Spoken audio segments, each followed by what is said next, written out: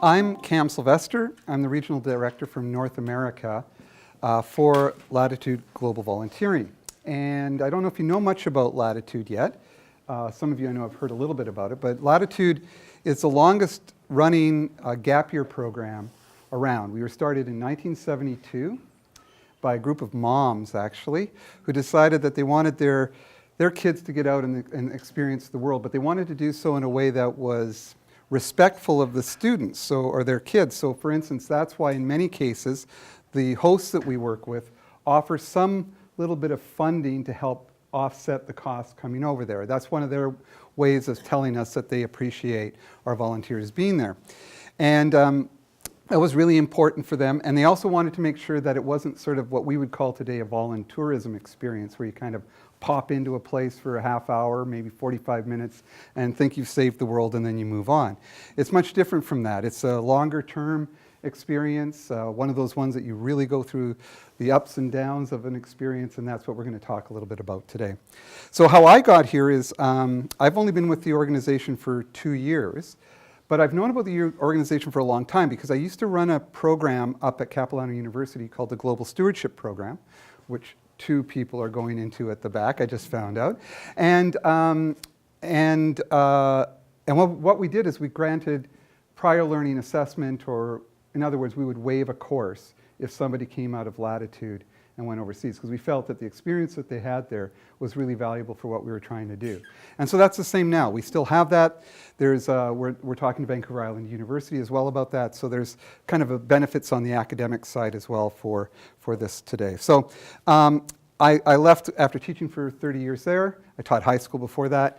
I was asked to apply for the program, to run the program, and it was a great position for me because I taught high school.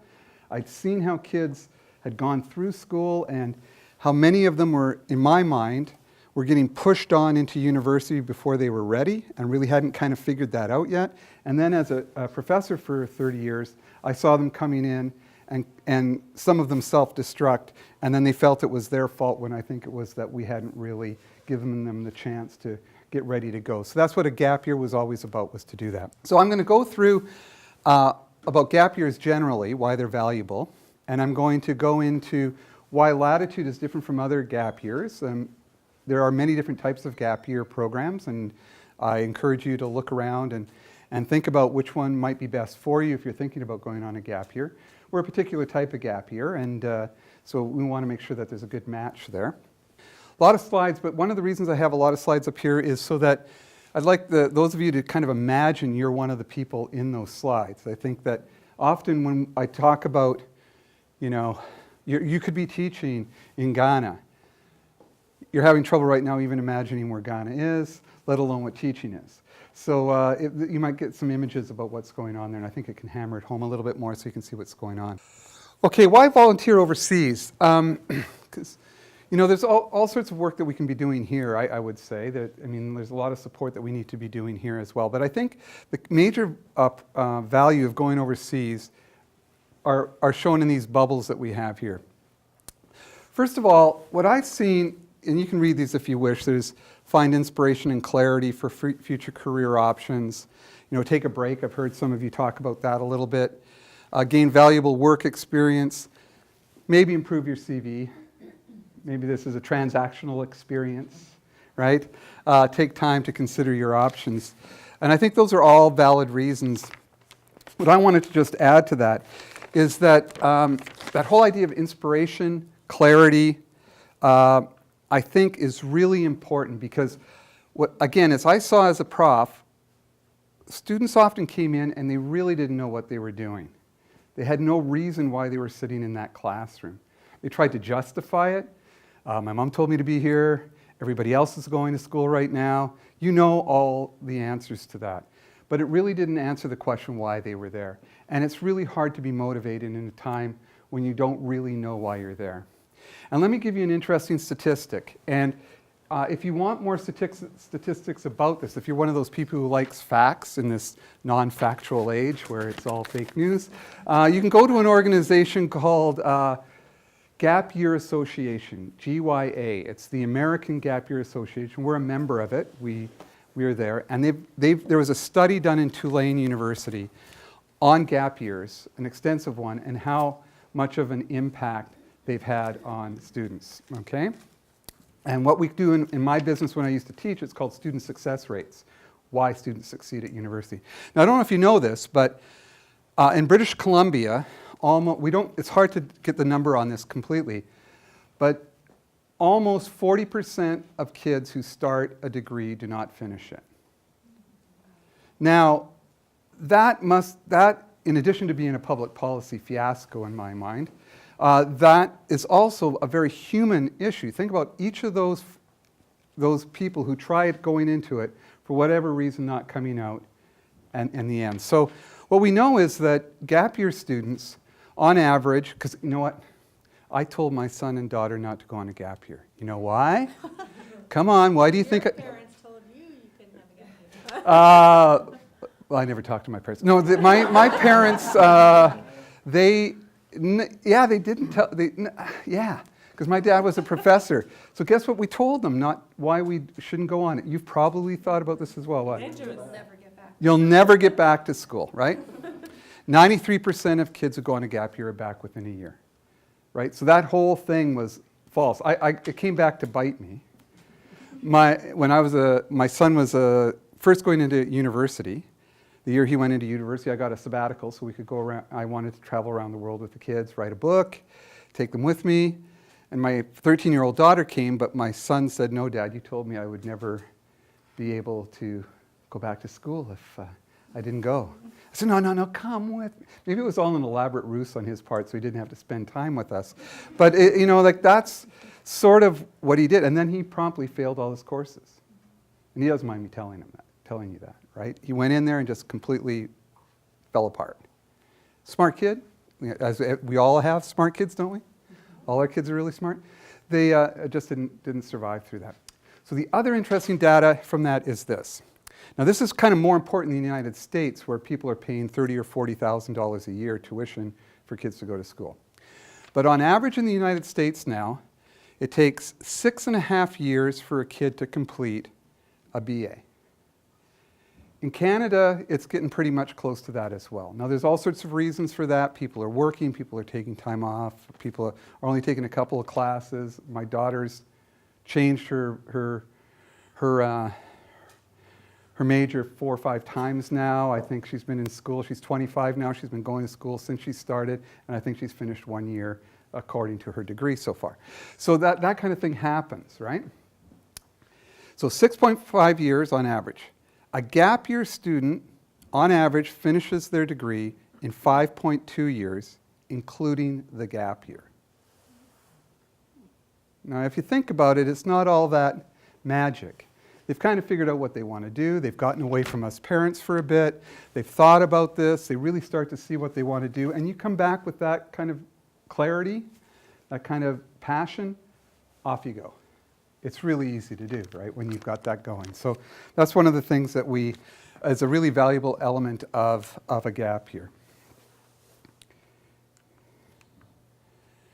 This is what we see a lot, and again, the Gap Year Association research has shown there. Increased confidence, becoming independent, taking on all sorts of responsibility, learning tolerance and becoming open-minded,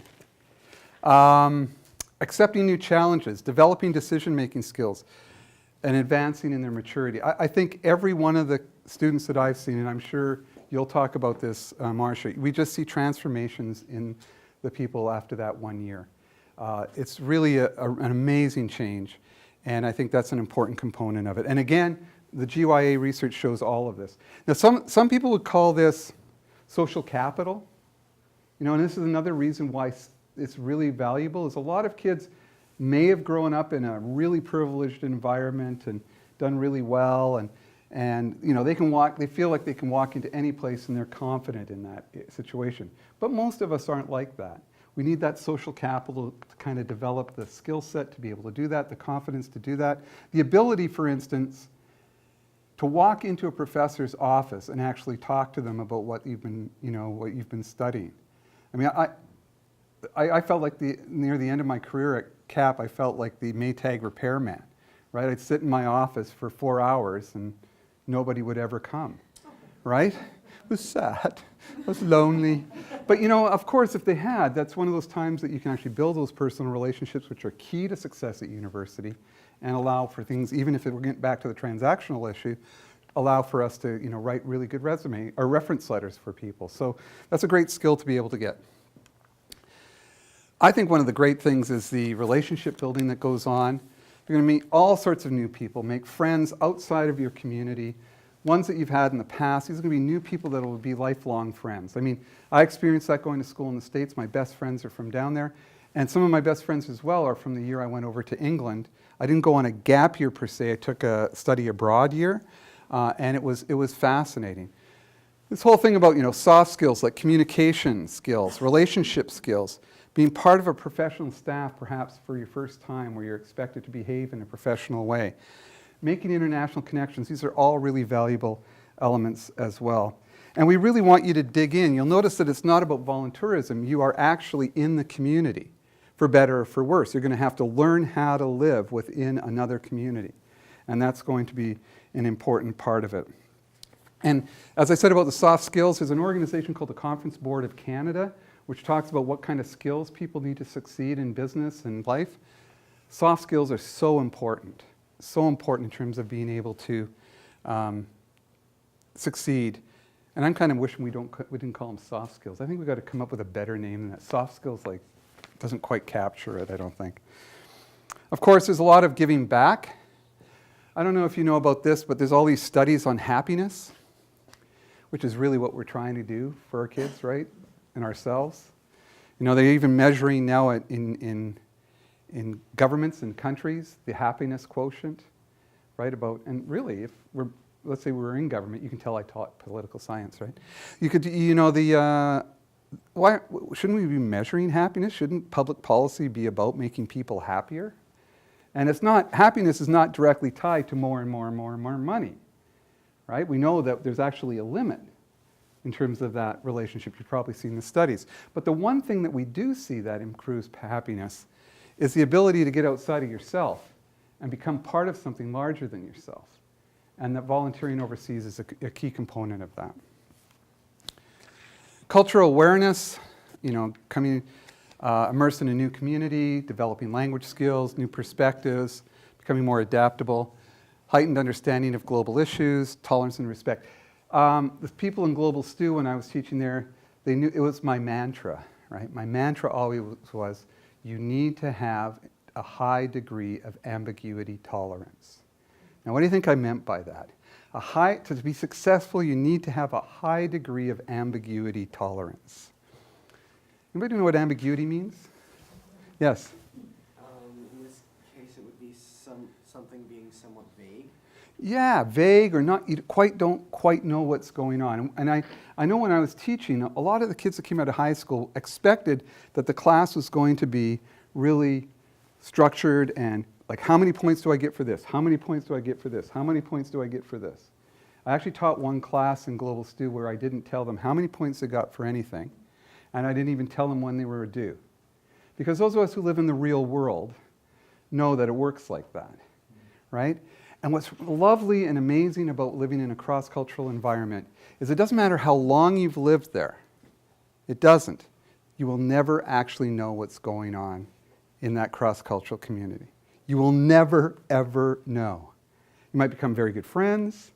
You might even in Japanese get to what, level 3? I don't think the Japanese ever let us get to level 4 in language. I don't think they ever agree with that, right? And so you might become very good friends. You might even get invited to second party as I was invited to in Japan. But I didn't ever really, really know what was going on. And I think that is a great gift to learn, actually, is that we don't have absolute knowledge. And we still have to make our lives with that. And get out of your comfort zone. Discover, embrace new ideas, fuel your sense of adventure, travel off the beaten track, have a more authentic experience in visiting as a tourist, and enjoy life and new experiences. These programs are hard in many cases. These aren't Club Med. These aren't you going in and being coddled in an environment where you have fantastic food, and you're paid tons of money, and you get to go and lie on the beach all day, It's not about that. It's about putting yourself at the service of others, and with that comes some challenges, and your ability to overcome those challenges is the key part of what we see as the youth development model that we work with, okay? So why Lattitude? Because as I said, there's many out there, many different programs, and again, I'd recommend that you do that. I think what Lattitude does is we try to balance two things. We try to balance the need for the youth going overseas to have independence and in some cases to make mistakes. But also realize that, I'm a parent, that we need to have some support there. It's not like we're just throwing them out into the big bad world. So, in other words, when they make a mistake, we have the network there to support them. But we don't step in to solve their problems. So it's that kind of balance between independence and support systems that I think is the Lattitude model that works. So not everybody wants that. Some people want to be, as I said, quite coddled and be quite closed off. And there are programs that will take you to Kenya, for instance, put you in a truck, take you out to a closed environment, take you in a car out every day to work in the village, and then bring you back in and feed you really nice vegetarian food. I've been on that trip, right? Because I used to work with that organization, or one of those organizations. Let's put it that way. And so that's one of the things. It's not like that, and neither are we about you just going on your own. There are some people who just say, for my gap year, I'm getting up and I'm heading to Costa Rica for a year, and I'm just going to do that. And there are people who can do that, and I think that's really important. We're kind of that middle road, trying to balance off both of those. So that's where I think we are. So we interview every applicant, we get to know who they are. You also get to meet what's called a country manager. So I'm going to be using a couple of terms here. A volunteer coordinator. If you applied, you would be given a volunteer coordinator here in Canada who would help you get ready, as you'll see here, to go overseas. They'll answer your questions. But if you're going to Vietnam, let's say, in Vietnam, we have somebody there who's hired by Lattitude, a member of our staff, who's called the country manager, who runs the program in the country, and most of these people are people from that country who understand what's really going on there. So not only are you interviewed here by a volunteer coordinator, you are then interviewed by the country manager on Skype. We don't actually place you in a position because our hosts all are the ones who, in the end, who can get to decide whether or not they want to take you in. It's just the way it is, right? These are not Lattitude organizations. These are hosts that we work with and have done so for a long time. They want to interview you. They'll look, the country manager will say, hey, we think this person would be really good for your camp or your school. Some of the hosts actually ask to interview you as well. Not very many of them, but some of them do. So that's what's going on. So you have this volunteer coordinator who helps you. You get interviewed by them. You also get interviewed by the country manager. We match you, but in the end, the host gets to decide whether or not they want to take you, and you have in the end to decide whether or not you want to go to that particular host. And we do pre-departure briefings. So before you leave, we help give you a sense of what's going to happen when you go overseas. When you arrive, you're picked up at the airport. You don't just arrive by yourself and try to get in one of those cabs that are always floating around the airport. You know, the ones we've been in before. When you arrive, you also get an orientation that goes over the safety issues and other cultural issues for you as well. In some cases, you get some training, not a huge amount, but I know, in some of the places where you're teaching, you need a little bit of training as well. And that's done by the country manager and the local rep. They also go and visit you, or our other representatives go and visit you at least once during your placement, or if something comes up that's a problem with your host, the idea, and this is really important, the idea is for you then to contact the local office. The worst thing you can do is to phone me in Vancouver. I've traveled a lot, but I've never been to Ghana, right? So Ghana, if you're having an issue in Ghana, talk to the people in Ghana. They're the ones who are going to solve your problem, okay? So that's really important element. And we have 24/7 emergency support as well. Yeah. All right. Any questions about that?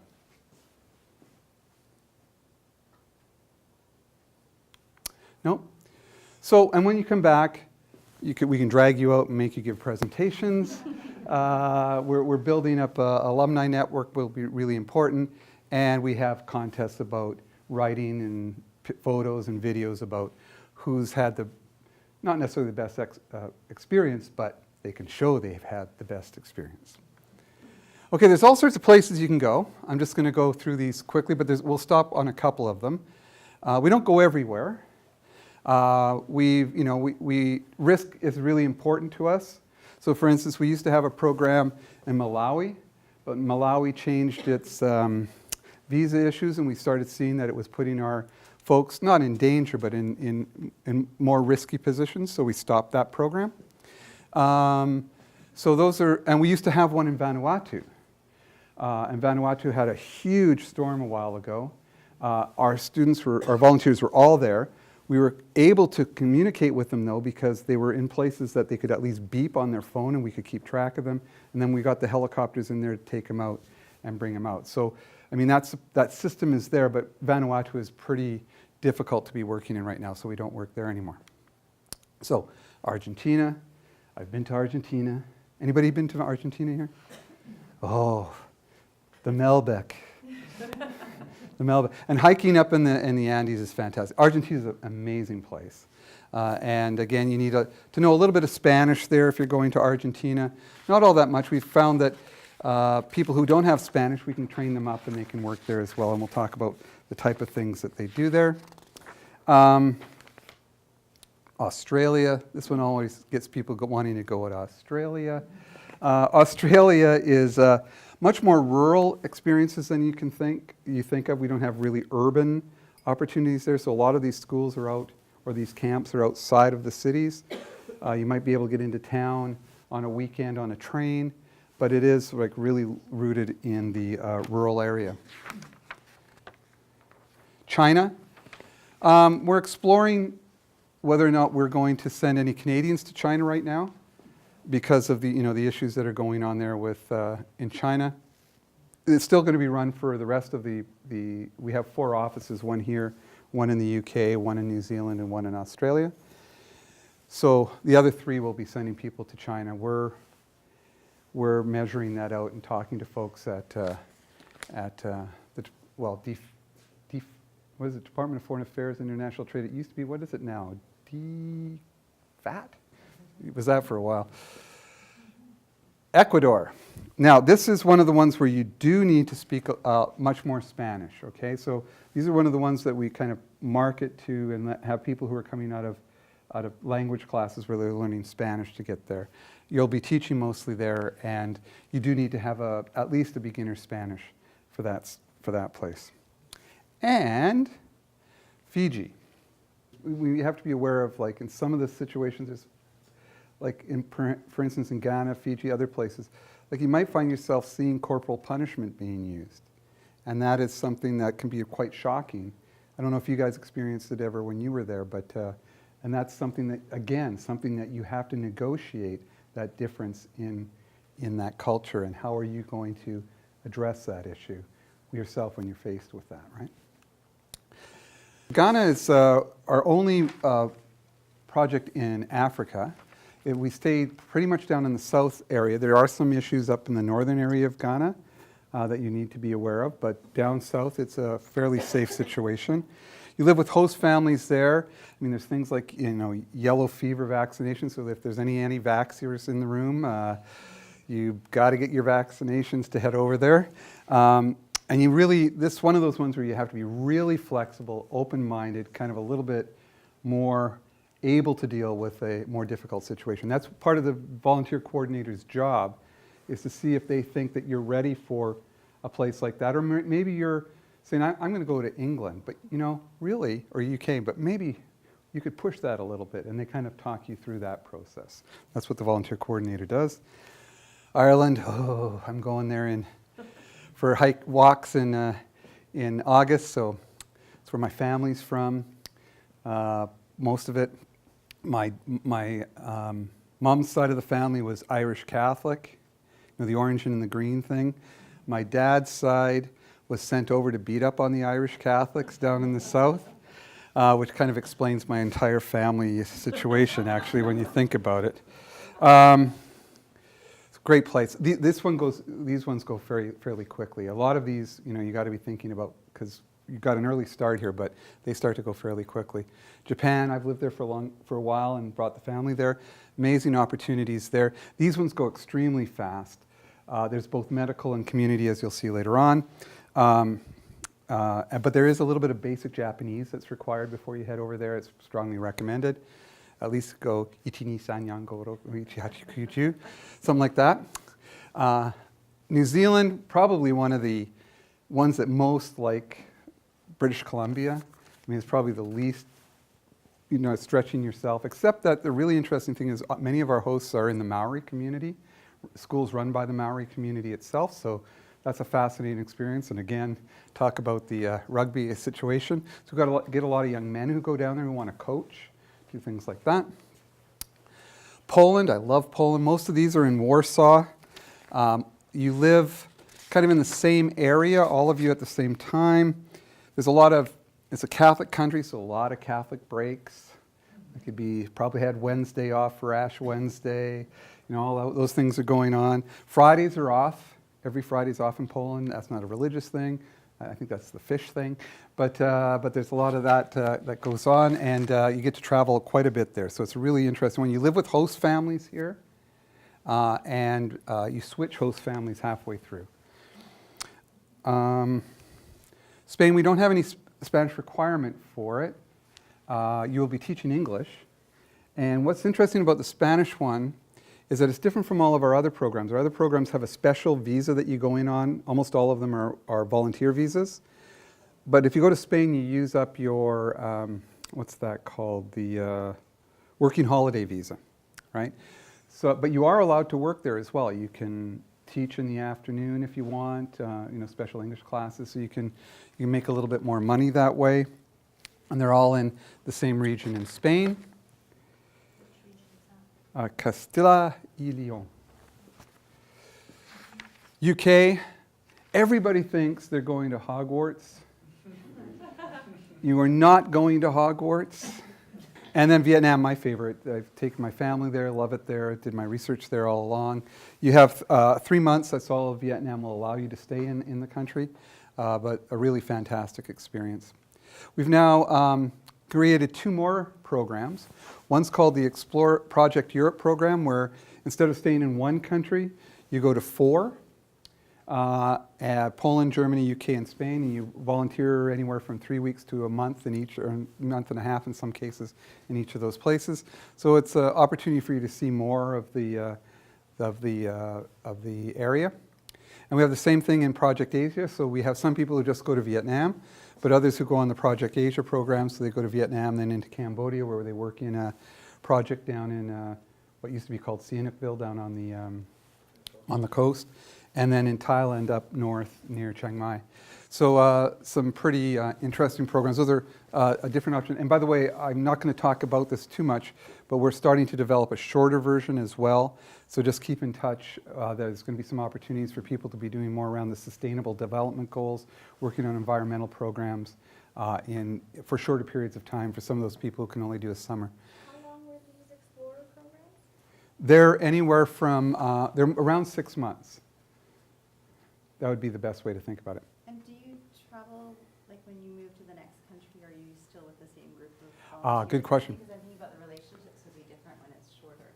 Yeah, so you are in the same group, and between each of these, except for Project Asia, we kind of move them together because we're not so comfortable sending them from Hanoi down through Laos into Cambodia.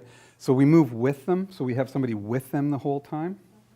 But in the other ones, they go to Poland, they have a week off, they kind of go their own way, then they meet because it's easier for them to do that there.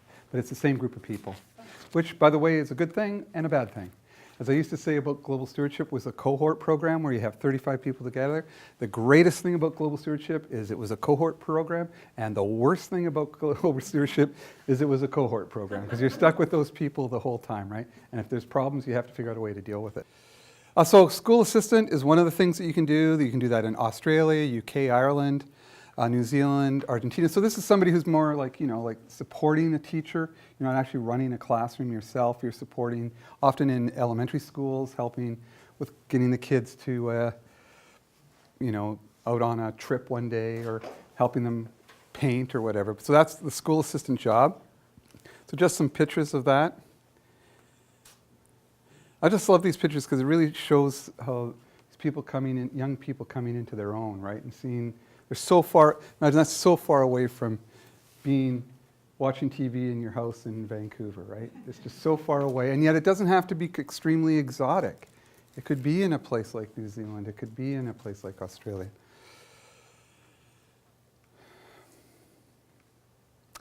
Then there's teaching, which you can do in Ghana, Fiji, and Ecuador. It's just some pictures of experiences there.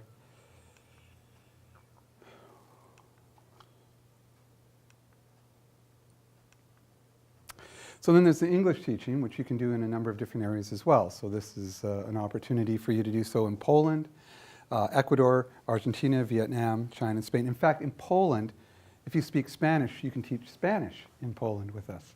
So that's one of the options there as well. So, yes? If you speak French, can you teach French? There's no French teaching projects there, but you are singing to the choir that I'm trying to get going is the idea of getting more opportunities for French. Yeah. We haven't done that yet, but it's one, remember they're British. Like we're in the colonies, right? The UK kind of program started in the UK. It's like, we're in the colonies, the French. Actually, when I met Princess Anne last week, I was getting an award for one of our students. From her, this woman went to Ghana and did this amazing project where she started a pharmacy with a local woman that's just selling everything at cost, and now she's getting funding for it. And so Princess Anne was giving her an award for that. And I said, where would you, she said, where would you like to go to next? I said, Quebec. And I want to get the Quebec students going to French-speaking places, and all the people out here who speak French heading off as well. And she went, I think I could see that. I could see that. Would that be in the near future? Things take a while. They always take, because there's risk analysis and having to go through the board and all that. But I've started moving that along slowly. Not as slowly as a university, though. That's the one thing I know. So just some shots of teaching English. Then a lot of people go on these outdoor camp as we've heard about. So New Zealand, Australia, UK for different amounts of time. This is actually a picture, if you look closely, you'll recognize this isn't actually somewhere else. This picture does anybody know where that is? That's Indian Arm, yeah. That's Camp Jubilee, actually. So I stole one of the pictures from the presentation that's given by in New Zealand. And there's a couple in here you'll notice too. But I really liked some of the pictures there. So you're training, and being trained on how to teach this. In some cases, you need to know how to swim, so that you can teach swimming, or you might even have to have a certain level of swimming teaching to get there. Archery, climbing. Caring community, and we're going to be doing more of this in Canada, because remember, we do this in Canada too, right? We bring in about 100 volunteers a year who come to Canada. We just had the 40 show up yesterday. So we have a country manager here who does all of that work, and all those volunteer coordinators around in the other offices have sent these people here. That's why Camp Jubilee is one of the ones that they go to. We're looking at participating with the L'Arche community here in Canada to do this. But there's a lot of opportunities. It can be anything from working in the community on projects, but also caring in the community as well. As you'll see here, kids maybe who are coming from less privileged background, or maybe have some challenges, or that they're facing either physically or mentally, doing other projects in the community that's not just working in a L'Arche community. There's examples of that, but working in homes as well. Old folks' homes as well. That's in Japan. That's old folks. My dad would kill me. Senior homes as well. Then there's football. I don't know how the L got down there. Football for Hope. This is a really interesting program where sports is used to do other things, like train young people in terms of how to use the internet, how to work on business projects, and health and the like. So that's a really interesting, different program that we work with in there. Medical assistant as well. We have 2 projects, one in Japan, one in Ghana. The ones in Japan are very interesting. We have a lot of people who want to go into medical work who go on these projects. And they're actually, it's everything from like what we call candy stripers here, all the way up to sometimes you're actually, depending, like if somebody's come in with 2 years or more of a nursing degree, they want to get them into the operating room at least, supporting the work that's going on there. And we also have rural medical placements in Ghana as well. And so when you arrive in the country, you have an orientation. We held one just, like I said, Monday, yeah, with the 30 coming into, almost 40 people coming here. They have to listen to me babble on, or one of us babble on about safety and other issues that you probably look up there. You can see that. They do get to know each other a little bit because some of them will be going off together, or at least we start building that network so they can talk to one another on Facebook and elsewhere. No young people use Facebook, but you know what I mean. Hopes, fears, kind of talking a little bit about that. That's Argentina. You also start to get to a sense of the family or the living conditions you're going to be in. So it may be that you are living with a family. You might be, as you are in Japan, they rent you an apartment and you live in the apartment. They give you some food, money for food. Or you could be in Camp Jubilee, right? Or you can be in a dorm at one of the schools. Where we did the awards ceremony was at a school for the blind that a lot of our volunteers work in Worcester, just north of Bristol in the UK. And so you might be living in a dorm at the school. Or like that. That was Ian's experience. Yeah, like this. That was Ian's experience. And living right in the community. So in terms of costs, we have an application fee. We have a deposit. The deposit is there so we can, save that seat for you, because I'm, quite honestly, just to tell stories out of school, I'm battling other places to make sure that my volunteers from Canada get to go into certain places. So if I don't have a deposit down, somebody's going to grab that seat from the Australia group. So that's important. Our volunteer fee is $34.95, and the total then is $43.95. That's 2018 pricing. 2019, we're going up to $49.95. As I said, these just cover our costs. I mean, like the cost of coming in here tonight is part of that, cost of staff, cost of hiring those people around there. That's where it is. And if you go and look at that price compared to other ones, you'll understand that it's complete. This is those moms. Yeah, the nonprofit. Yes. Does that total fee cover flights? I'll put that up in a second. No, it doesn't. That's just the fee. Okay. Just a minute. What did I have there? Project Asia fees are $49.95. Project Europe fees are higher. It's more expensive in Europe than it is in Asia. They're $59.95.